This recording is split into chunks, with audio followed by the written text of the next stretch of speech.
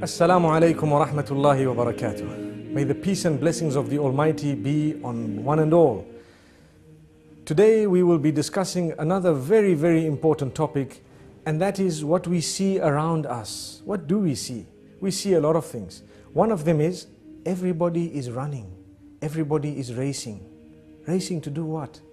Racing to get more, to have the latest, to have everything the others have and even more and better, and to see who has the best and so on. This is more like a rat race, the race behind materialism. If we are to run behind materialism, materialism has no end. A lot of the times the example that people give is that of the mobile phone. We always want the latest, even if the phone we have does our job and it is good and it has been faithful to us, we still want to change it, we want to update it. Sometimes when we cannot even afford to have a mobile phone and we would have it, we would borrow, we would live on that which is credit, in the sense that we owe people and we don't even have the means to own something and we want it. The same applies to a motor vehicle, where you have a person who has a car, they've barely afforded it, but they want another one. They want to update it and they keep on updating it and they look at the other one and they want that one as well. And then they are never happy with what they have because they see what others have. We are taught as Muslims, be happy with what you have. Look at what you have, concentrate on it and thank the Almighty for what He has given you and for where He has placed you. And this is the contentment of the heart that is required by a believer. And we need to know, yes, if you can afford it very comfortably, then go to it. And maybe perhaps you are allowed to have it. But what you do need to understand, and I do need to understand as well, is that I need to tailor-make my life according to my budget. What I have is the budget. What I own is the amount that I have. I need to make sure that I buy that which I can afford. Why should I buy something I cannot afford? It is a burden on the shoulders. It is something that will bog me down. It is always a worry in the mind. Some people have, and we've seen this happening even in advanced countries, some people have lived on credit all their lives. So they have a job, the job pays them a good salary, their car is on hire purchase, the furniture is on hire purchase, the television on hire purchase, the computers on hire purchase, the phones on hire purchase, the furniture, everything on hire purchase. So much so that even their holidays are not yet paid for. And they've just swiped a card and it keeps on adding. They did not calculate that one day we might lose the job. Then how are we going to pay for it? And this has happened. It has happened in the most advanced of countries. And we need to know that it can happen anywhere. And for this reason, Islam teaches us, don't live on credit. Live your life according to your means. If you cannot afford a holiday, don't go on it. Or go on a more basic holiday. If you cannot afford a mobile phone, don't have one. If you cannot afford a vehicle, go with public transport. It might be better for you. And so on. Yes, we should aim right at the skies. No harm in that. But do not pretend like you're living on a cloud when you have not yet moved above the ground, because that will probably bring you crashing to the ground. And this is why we say the race towards materialism does not stop. It continues. The more we run, the faster it runs. So we continue running behind it and there is no stopping. Sometimes it even gets to our marriages. And this is a point that might be a red button being pressed, but we need to say it.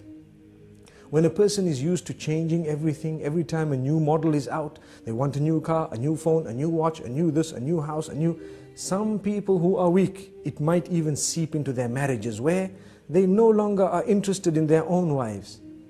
Why? There is a new model out, so to speak. What does that mean? There is someone who wears a different type of clothing, who has a different cut, different likes, and everything is totally different, much younger and so on. We need to be careful.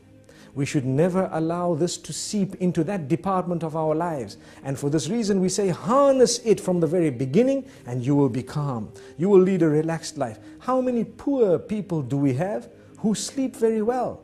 And on the other hand, how many rich do we have who cannot sleep without a sleeping pill? How ironic. It should have been the other way around. But the reason is, sometimes the more we get, the more we want. And for this reason, the Almighty keeps us sometimes slightly backward so that we can enjoy our sleep. We can have a happy home. So many people, that when they've got enough money, enough time, enough good health, so to speak, they tend to think of sin, and they'd like to go and spend it in the casinos, on people whom they are not supposed to be spending it upon, spending nights out, engaging in adulterous affairs and so on, because they've got the time to do that, the wealth to do that, the health to do that. So as a gift of the Almighty, He sometimes keeps us less wealthy so that we don't even go there.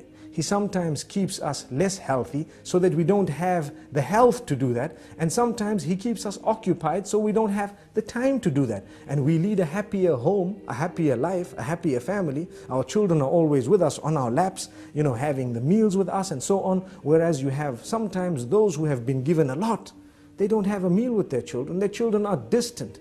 They have a relation with them which is very plastic, or should I say, very cosmetic. We ask the Almighty not to make us from those. Yes, there is an exception. There are those who are wealthy, and they use their wealth in the right direction, and they do not allow that wealth to develop, or should I say, to change in a negative way their character and conduct. Because sometimes what wealth does, it messes a person up. Or, to word it more correctly, as we've always said, wealth does not spoil you, but it gives you the opportunity to show who you always were inside. And I think we've explained this in the past. Like someone working for a boss, and his boss tells him something he doesn't like, he might be very upset, he wants to show it, but because he's not as wealthy, he cannot show it. So he says, yes sir, thank you sir, okay sir. But his heart is bubbling and bursting with all this, want to actually clarify and to answer back. He hasn't done it because of his standing. The minute he gets wealth, the wealth did not spoil him, but it gives him a chance to answer back and say, who do you think you are? If you have, we have as well. And for this reason we say, we need to have the best character and conduct prior to when we've had wealth, whilst we have the wealth, and even after it's gone. And when we remain humble, we won't suffer depression if we suffer a loss. The minute we live a haughty, high life, one thing goes wrong and we're depressed. Why are we depressed? Because we were running behind materialistic items, and we wanted to live a life that was compared to those higher than us rather than those lower than us. And for this reason we say, it is best for us to look at those lower than us so that we can appreciate the gifts of the Almighty upon us. Like we always say, if you don't have shoes, look at those without feet, and you will realize, at least I've got my feet, I might not have shoes. And this is just one example. In this way, there are so many examples. The youth out there, definitely the media plays a big role, a very big role, in convincing people to want things that they don't actually need. And this is why we need to distinguish between the wants and the needs. You need something, that is different. But when you want something, can you afford it? Is it necessary? Even if you can afford it, is it going to result in the destruction of your marriage, in the pushing away of your own children, or in the loss of respect, or in the changing of your habits in a negative way? If it is, leave it out. It's only something you want. You don't actually need it. You'd rather remain with that which you need and have an intact family with positive, relatives and family members and a good work environment and so on. That is much, much better than being a person who has everything, no friends, no family, nothing good in life. And this is why I repeat, and I'd like to end with this, there are many people who have really prayed for lots of wealth, and when that wealth came to them, it actually came to them with more negativity than anything else. They lost their family members, they lost their relatives, they lost their children, and they lost their sleep as well. Sometimes they lose their health as well. Do you know, when you can afford food and you eat a lot of junk food and you eat a very, very unhealthy solely because you can afford it? Sometimes the Almighty does you a favor, you simply cannot afford it, and you don't know that the gift, or should I say, the side kick of that was that you would remain much healthier than those who could have afforded everything and did have it.